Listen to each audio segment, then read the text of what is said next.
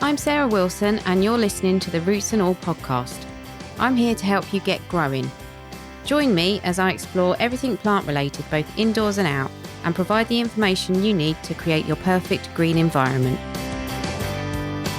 Hello and welcome to this episode of the podcast.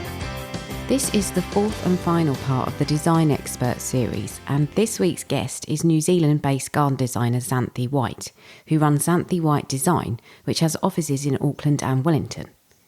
This series has very kindly been sponsored by the London College of Garden Design, which is based in the UK at Kew Gardens, and they've recently launched the London College of Garden Design in Melbourne, based at the Royal Botanic Gardens, Victoria, so that may be of interest to Australian listeners.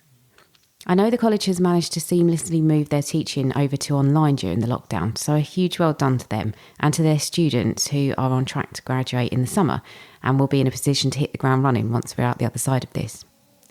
As with the other episodes in the Design Expert series, we talk about the practicalities of running a design practice in the region, what the client-design relationship looks like, and the evolving face of garden design. I started by asking Xanthe about the beliefs underpinning her own practice. So our design studio believes in that essentially that there is landscape, like the wild landscape, and then the point where it becomes garden is where we interact with it. So when we look at design, we look at people. People are really an important aspect of that. And so culture and the individual that we're interacting with, we see as kind of part of the ecology of what we're creating. And we have a theory that our philosophy is not just about making gardens, it's about making gardeners and about making those human connections between the spaces we create and the people that we're working with. So as important as the space is how the space is going to speak to and interact with the people that are going to occupy it. Mm-hmm. And do you work mainly in New Zealand or do you work internationally as well? We've worked all around the world. We've done projects we've done Chelsea Gardens years ago, a couple of projects in Chelsea. We've worked in commissions in Japan and Singapore, Isle of Man, and we've also currently have some projects going on in China as well. So we've really had the opportunity to work in a whole range of places. We have a garden in Lequenois in France as well. So that I think working in other contexts is really interesting when you're a little island floating in the Pacific, or not floating, but kind of rising out of the Pacific Ocean, how you kind of define your relationship with the landscape when you see how it is in a continental scape and in different places is really, really interesting as well. So when you say you kind of channel the individual into your work, does that mean that you're working mainly with domestic gardens or do you do public spaces as well? So we do both private gardens and public spaces. One of our big projects at the moment is working with iwi, so with mana whenua, who like the local Māori community, of kind of like a family group would be, or a tribe would be probably a good way of describing it, who have a large piece of land in central Auckland, which the way it's managed is so the land is owned by the family, but most of it is open to the public, so public has access to large areas of it. So it's sort of an interesting scape because it's kind of park-like, but there's a lot of ecological restoration, a lot of cultural, different cultural kind of narratives determining the shape of the design.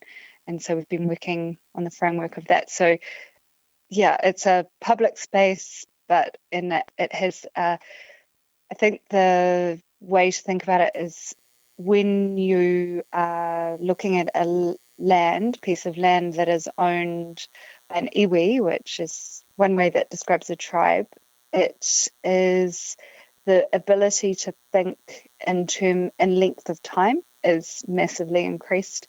So when you're designing the landscape, when someone says to you, and how long will it take us to do this? And you say, well, some of it probably won't happen till we're all gone. And they say, wonderful. Whereas most people, when you're looking at a massive project, and if you said to them, well, you won't be there, they'd probably be like a little bit annoyed by that. And so like this ability to think through generations is like a whole nother context in terms of how we view land. And the outcomes, what drives you when you're thinking beyond your own generation, changes the way you think about design. So you're designing landscapes to stand the test of time, really. And then I guess there must be some sort of built-in resilience to not change, but the way that it's managed over that time. Is that a consideration as well? So essentially, the way we've approached the process is in terms of creating it like a visual framework. So there's vision and ideas and contexts about where the project will go, and these are driven by like lots of people's different ideas. And you know that some parts of the project are going to emerge in all these different sort of myriad of ways, but at the same time, it's almost like you're a catalyst for helping to bring a collective collaboration of ideas together to put action into the land. But when the actual each piece or part of a project occurs is kind of almost indeterminate. So it's you need to be able to think about the big picture and the little picture, but at the same time, it's really organic, which I think from a landscape point of view is a natural way to work, because we're always looking at our landscapes. We can never be finite in terms of their timeframes. They're never only just going to exist for they are going to, parts of it, we hope, will exist beyond our own lifetime. We hope that trees, the trees that we plant will live beyond us. And so, and yet there's like seasonal changes, and then the landscapes are constantly in these different fluxes. And so, the concept of time has got this fluidity to it. And so when you also have a group of people who can think in terms of like that long-term development and long-term processes, and you can say to them in the way, like I know, for instance, I think it might be Oxford Cathedral, I think the oak trees that were going to form the beams were planted when it was built, because they knew that they'd only last that sort of time, a certain time frame. So they had the trees that were big enough to replace the beams when the time came to replace them. They already knew where the trees were. And so we can plant trees that will build the new whananui, which is like the meeting house now, that won't be able to be harvested for maybe 100 years, but we can plant the trees for the next building. That sort of thinking. Fantastic. Is really wonderful in a landscape context. Yeah, sounds it. And it actually is a sort of, from a practical point of view, I think there's probably designers listening who are thinking you're acting almost like a kind of coach or a trainer, I assume, at the initial stages, trying to coax out of people what they want and how they connect to the land and everything else. Is there somebody in your studio that does that specifically?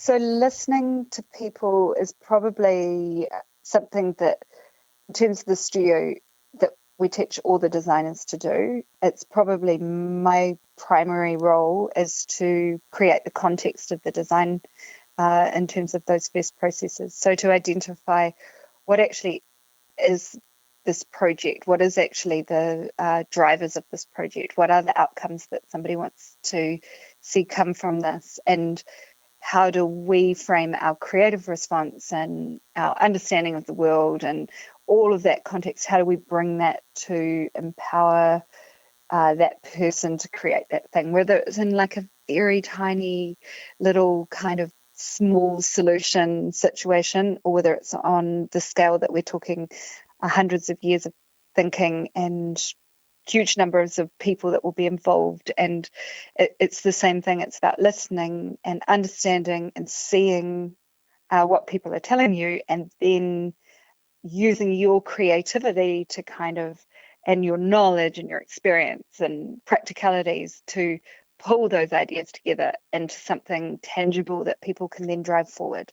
Because you have to give people a vision, you have to give them something that they see themselves in, and that they feel confident and able to enact and to manage.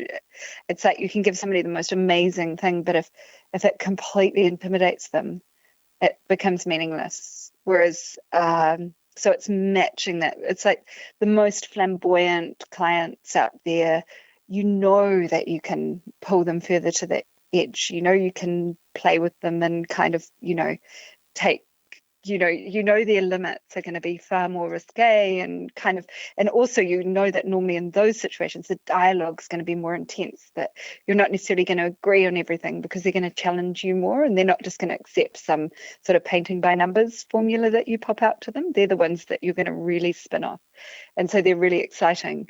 But it's like everybody has their little framework that you need to listen and understand and then speak to. To an outsider, it might seem that if your job is to channel the client's ideas and, make that reality, it might seem as if it would be easier if a client came to you with a really kind of well-formed concept in their head of what they wanted a garden to look like. But actually, by the sounds of your process, it might be better if they came to you with something as, kind of abstract as, I like the colour orange, let's work on that. Is there a good client in inverted commas? A good client is someone who you get along with. I think it all comes down to human relationships at the end of the day. A good client, you need to trust each other. You need to be able to communicate with each other. So like we're responsible as designers for a large part of that. You don't have to be besties or anything like that, but you have to trust and communicate. And that's the basis of the first part, is that dialogue that happens. And so the more open and receptive the client is to that, then that's when the magic happens. And so if from that very first meeting you meet someone, they might be the most wonderful person, but you can feel it if they don't make that connection with you, or they maybe the way, sometimes it's normally when it goes wrong, it's not because like there's something wrong with the client or there's something wrong with you. Normally when it goes wrong, it's because sometimes it's like chemistry. Sometimes someone might just not get you. It might be the way, like I'm quite a slow thinker. I'm not very good at just kind of like slamming down 3 ideas right in the forefront, and I might take a while to get to the point because I like to understand things. But that might infuriate some people, and it doesn't mean there's anything wrong with me or them. It's just there's chemistry to design. Yeah, definitely. So moving on to the actual kind of physical work, what are some of the biggest challenges that you face in New Zealand? Is it the climate or soil quality, water, pests and diseases? For example, I spoke to you and said that I interviewed Leon Kluger, and he said, one of his problems is stopping giraffes eating his new planting. I mean, that's something that we don't really have to deal with in the UK. But, what are your biggest challenges? I think probably the biggest challenges has been we actually have it's actually not hard. Like it, just trying to think, I find it quite easy. I find like it's definitely a challenge being a woman, being on building sites where like 80% of people are male. And like, I started out when I was quite young, and I would have builders talking to the guys that worked for me and not speaking to me. And, but I managed to kind of find ways of getting benefits out of that. I'd just let them carry all my stuff to my truck for me as well. Like, so, you can kind of work these things around to like kind of work in your favor as much as they hinder you. And, even if you end up having to work a bit harder, sometimes you're just like, it's okay to listen to me. So I think probably from a career point of view, those have been some of my biggest frustrations. And I think the way I had to overcome it was I had to learn how to use a spade. I had to learn how to use a skill saw. I had to be like physically competent and able to speak their language and prove that I could get muddy and dirty with them, which I think not lots of my colleagues don't have to do that to the same extent that I have to do before people start talking to them or listening to their instructions. But I think the advantages of that mean that I actually know how things are built, which has been really awesome. So because I had to get in there and do it myself until someone took over it, it kind of meant that my construction knowledge is really strong. And so it's kind of like the difficulties have ended up feeding back.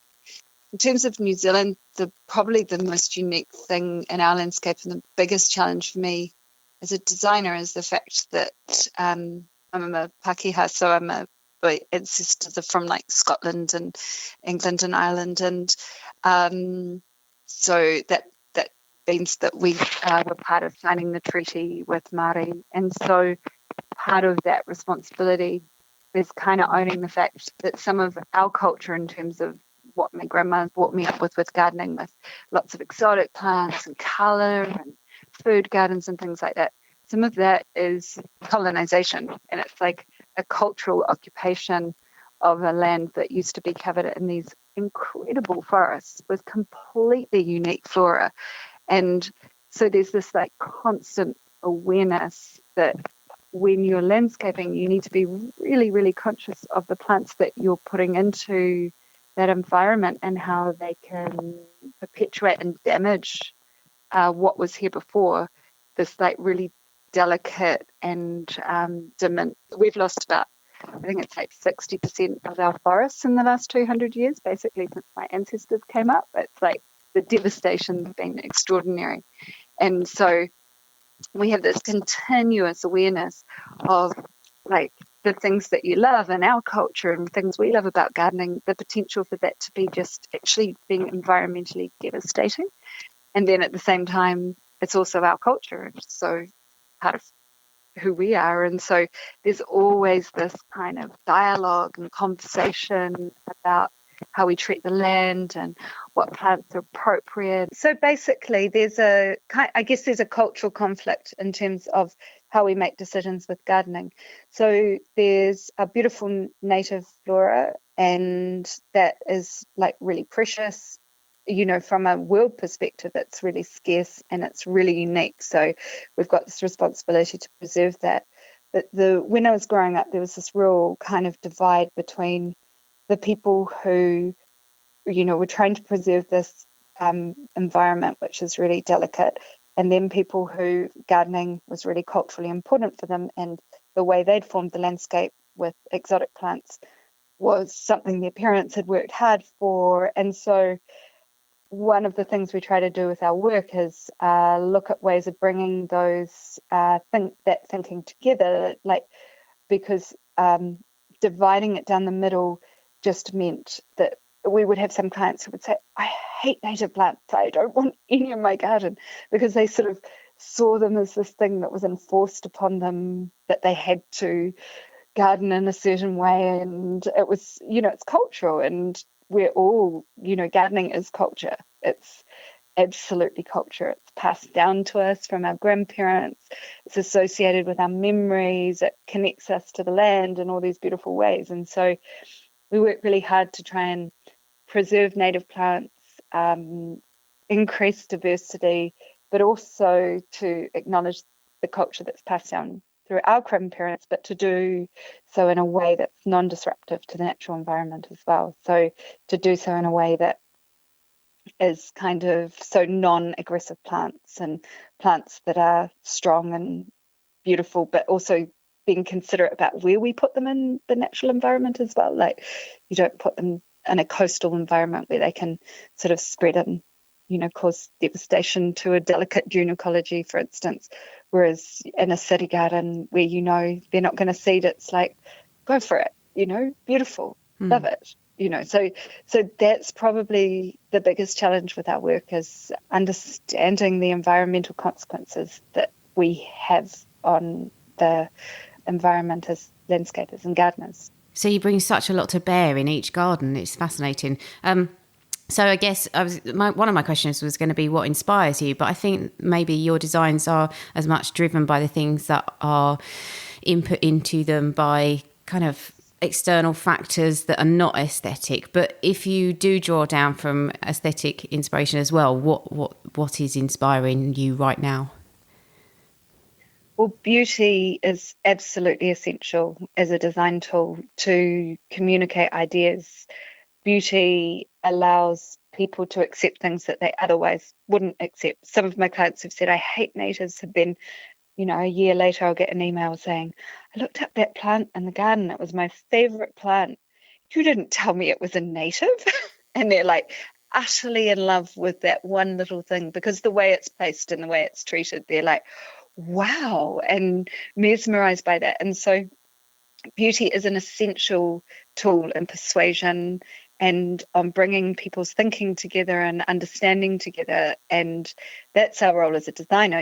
We're not conservationists who are restoring land from that ethos, and we're not, farmers who are getting productive. We're communicators and beauty is the way it's kind of it's the bait to lure people into new ways of thinking and make them comfortable with, and realize that things are not threatening, and kind of softening people's ideas. And we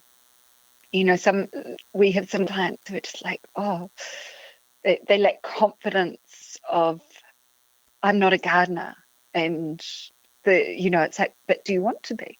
And how much of a gardener do you want to be? Do you just like kind of being out there and having two tasks to do, or do you actually want to be able to grow something? And so that's the beauty, is how you lure people in and their confidence. And I planted that, and oh my gosh, have you seen that? Or did you see? And that feedback cycle for people is totally part of the journey that you take people to make gardeners, because I can't garden that I've been designing for over 20 years. I can't garden all those gardens. And if they don't have gardeners, they're going to be, terrible, lost ideas.